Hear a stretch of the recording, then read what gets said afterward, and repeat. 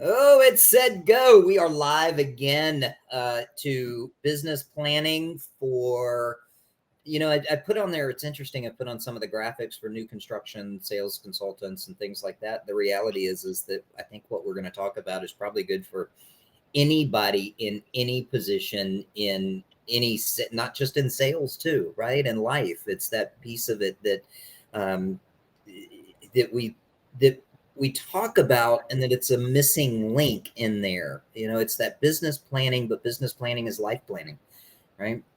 Anyway, welcome everybody. Great to see everybody this morning. I pointed out to Curtis and Matt just a second ago that I'm the only one without a professional background this morning, but I do have my secret weapon, and that is my co-host Pearl over here. So everybody say hi to Pearl.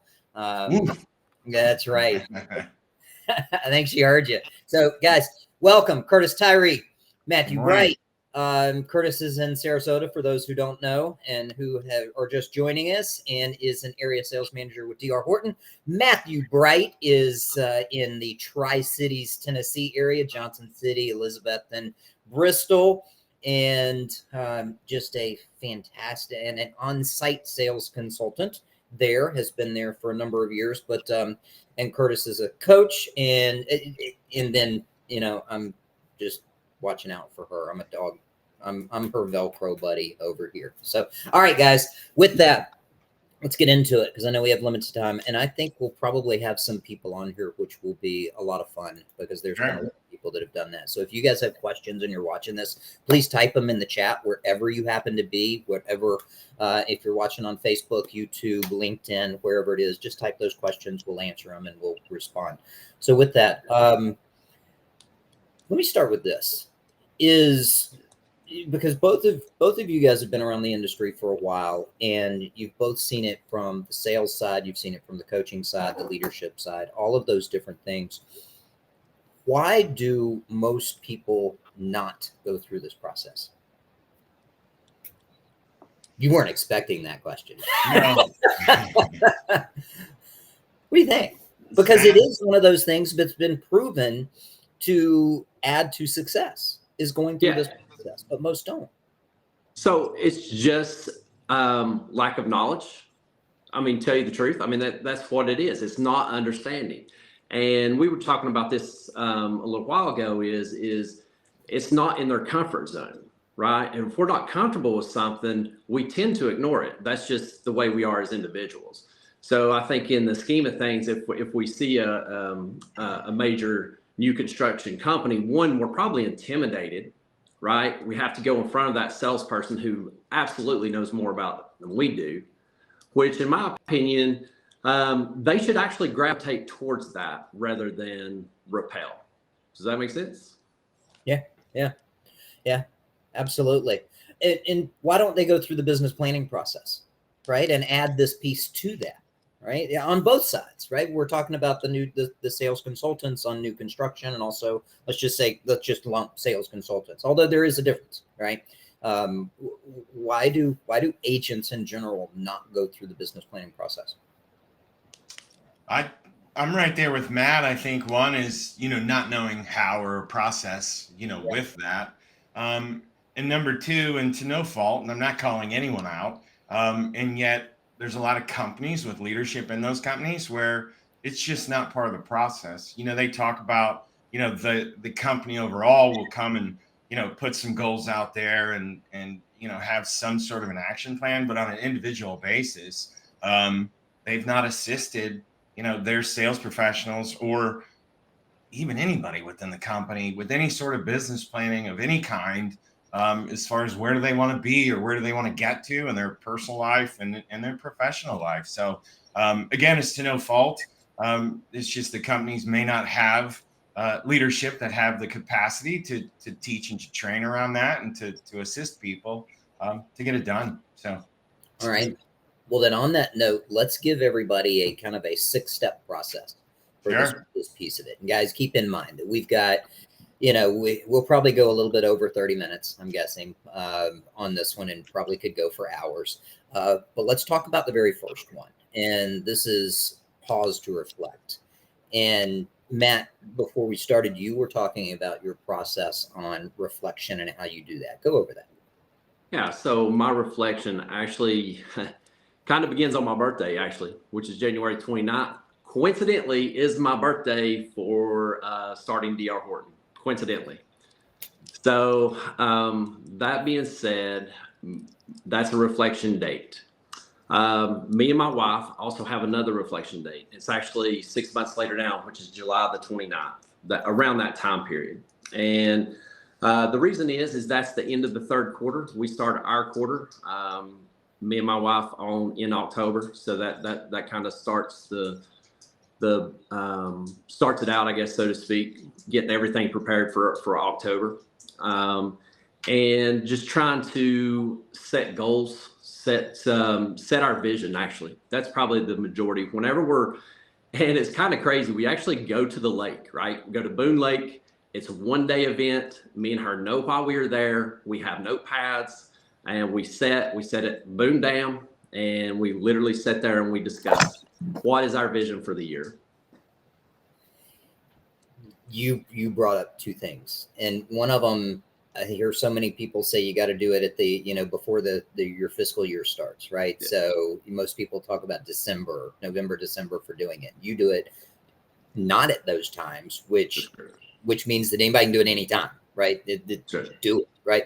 The other piece of that too, and I think this is a critical piece, is you do this with your wife. Yeah. If you're business planning and where you're going and your reflection and your vision, which by the way is step 2, is not coherent or bringing in every part of the family to support, then what are your chances of succeeding? If everybody's not on the same path and not on the same process of going and don't have the same vision, then your chances are slim and slimmer. Curtis.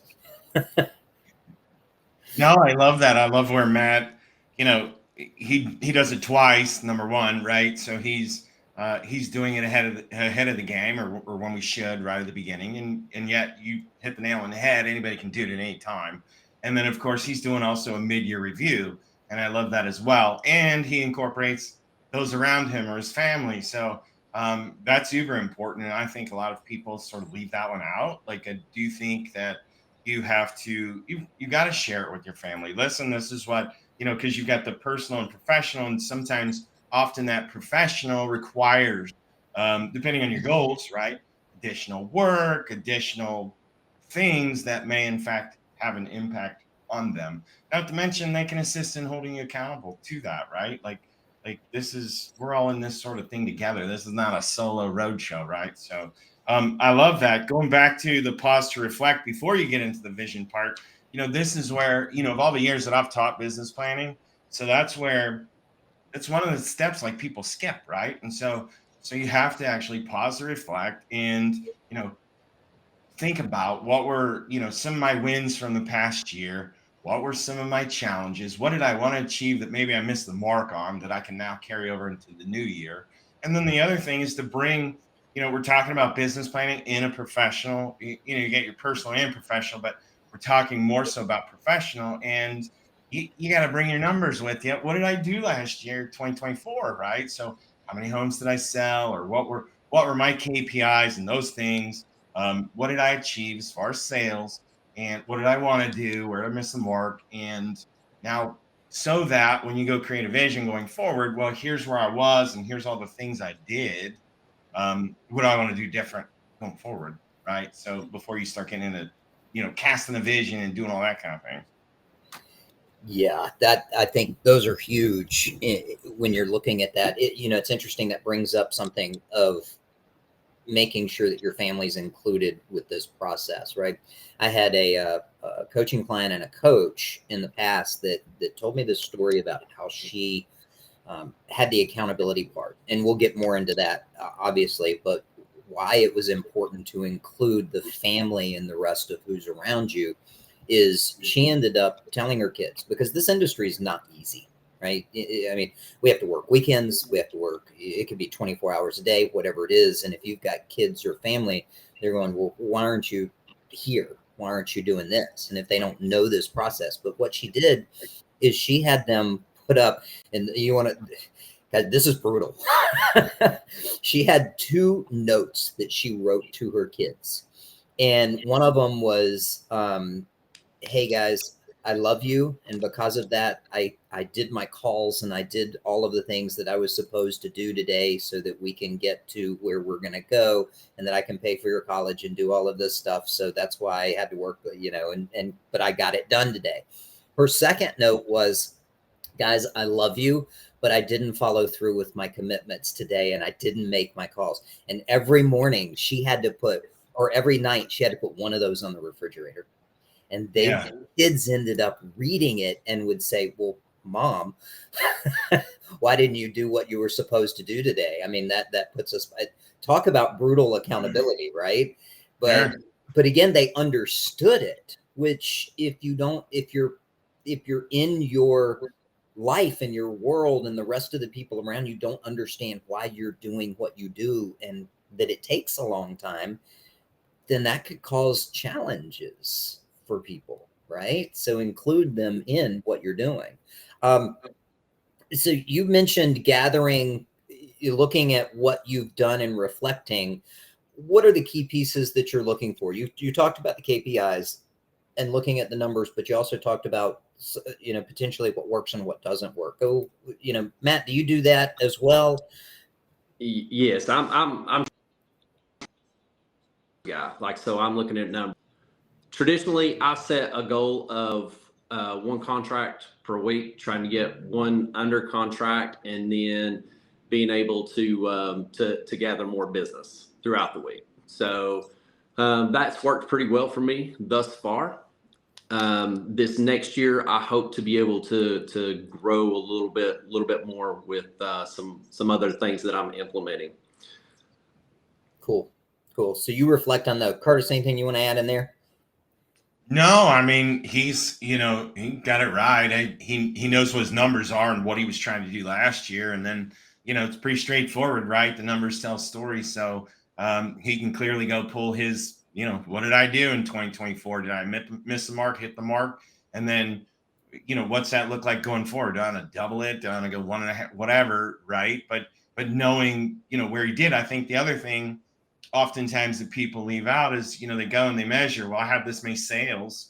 I think they have to look at the activities and the things that they did generating from that, from those sales. Right. So, because I think there's an opportunity to reflect and say, well, what was the thing that worked, or the things, right. That actually worked. And, what do I carry over into next year? What worked, what didn't work? Right. And, because stop doing the stuff that didn't work. I was about to swear, by the way. Stop doing those things and start doing maybe more of the other. I don't know, but you got to go back and you got to go individually. Like, all right, there was this sale, there was this sale, there was this sale. Where'd that come from? Where'd that come from? All that. So you do have to. So it's important to look at that information, even if you did miss the mark, even if you missed your goal by half. Well, you got to figure out why, so that it doesn't happen again. And maybe your business plan looks different going into the new year. Yeah, definitely. All right. So that brings us to step number 2, create a vision. And this is, we hear this a lot in the industry. What's your vision, right? And there's a lot more to it than that. So both of you guys go into what it is and what it means to you to create a vision and what's included. Matt? So mine begins on Sunday evening. All right. Sunday evening, I sit down and I'm creating my vision for that week. What I want to accomplish, what I want to do. It's scheduled out to such, in this industry, sometimes it's hard to live on that schedule. However, I try to do it to the best of my ability.